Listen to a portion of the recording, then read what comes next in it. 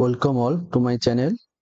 सो आज आम ओडिशा हाईकोर्ट मुख्य विचारपति मान विषय जाना 26 जुलाई 1948 मसीह ओडिशा हाईकोर्ट उद्घाटन होता उपस्थापित होता 1948 मसीहा 26 जुलाई मासरे।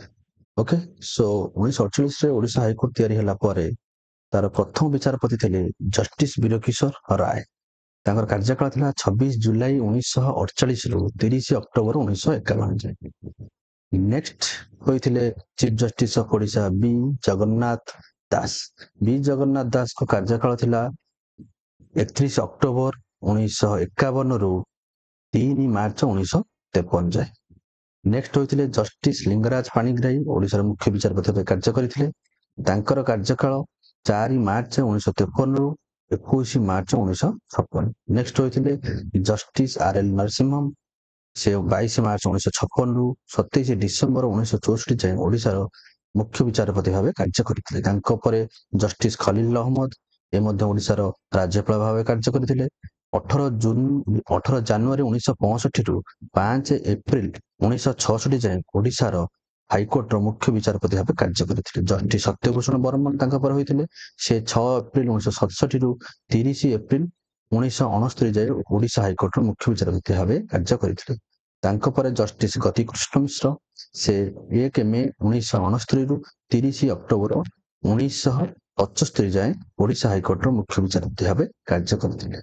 नेक्स्ट आसीथिले जस्टिस शिवनारायण शंकर से 1 नवेम्बर 1975 रु 12 अक्टोबर 1977 जाए ओडिशा हाईकोर्ट मुख्य विचारपति भावे कार्य करथिले। तांको परे जस्टिस सुकांत किशोर राय से 13 अक्टोबर 1977 रु 4 नवेम्बर 1980 जाए ओडिशा हाईकोर्ट मुख्य विचारपति भावे कार्य करथिले। तांको पर जस्टिस रंगनाथ मिश्र 16 जनवरी 1981 रु 14 मार्च 1983 जाए ओडिशा हाईकोर्ट मुख्य विचारपति भावे कार्य करथिले। से मध्य भारत सुप्रीम कोर्ट मुख्य विचारपति भावे कार्य करथिले। तांको पर जस्टिस डम्बरूधर पाठक से 11 अगस्त 1983 रु 28 फेब्रुआरी 1986 जाए ओडिशा हाईकोर्ट मुख्य विचारपति दायित्व तुलाइथिले। तांको पर जस्टिस हरिलाल अग्रवाल से 1 मे 1986 रु 31 जुलाई 1999 जाए ओडिशा हाईकोर्ट मुख्य विचारपति भावे कार्य करथिले। तांको पर जस्टिस बीएल हंसरिया से 22 फरवरी 1990 रु 13 डिसेम्बर 1993 जाए ओडिशा हाईकोर्ट मुख्य विचारपति भावे कार्य करथिले। तांको पर जस्टिस जीटी नानावती से 31 जनवरी 1994 रु 27 सेप्टेम्बर 1994 जाए ओडिशा हाईकोर्ट मुख्य विचारपति भावे कार्य करथिले। तांको पर आसीथिले जस्टिस VA मोहटा से 28 सेप्टेम्बर 1994 रु 25 एप्रिल 1995 जाए ओडिशा हाईकोर्ट मुख्य विचारपति भावे कार्य करथिले।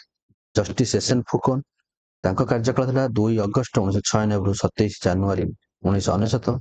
जस्टिस विश्वनाथ अग्रवाल तांको कार्यकाल था 18 नवेम्बर 1999 रु 18 अक्टोबर 2000। तांको परे जस्टिस हनुमंत थप्पा से कार्य करथिले 17 फेब्रुआरी 2001 रु 24 सेप्टेम्बर 2001 जाए। तांको परे justice PK Balasubramaniam Odisha high court मुख्य विचारपति भावे 5 डिसेम्बर 2001 रु 10 मार्च 2003 जाए कार्य करथिले। तांको परे जस्टिस सुजीत बर्मन राय से 9 एप्रिल 2003 रु 21 जनवरी 2007। तांको परे justice AK Ganguly Odisha high court मुख्य विचारपति भावे 2 मार्च 2007 रु 18 मे 2008 पर्यंत कार्य करछन्ति।